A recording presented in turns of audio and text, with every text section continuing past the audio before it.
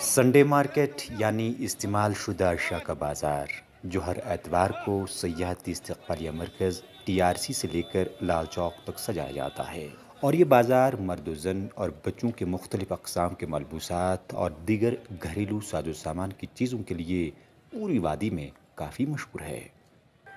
یہاں ہر ایک چیز ملتی ہے، بہت اچھی ریٹ میں ملتی ہے۔ سویٹر خریدے، جیکٹ خریدے۔ اگرچہ اس مخصوص دن کے بازار میں پہل استعمال شدہ سامان ہی فروخت کیا جاتا تھا، تاہم اب یہاں کے صنعتی کارخانوں میں تیار ہونے والا تازہ دم سامان بھی سنڈے مارکیٹ کی زینت بن چکا ہے۔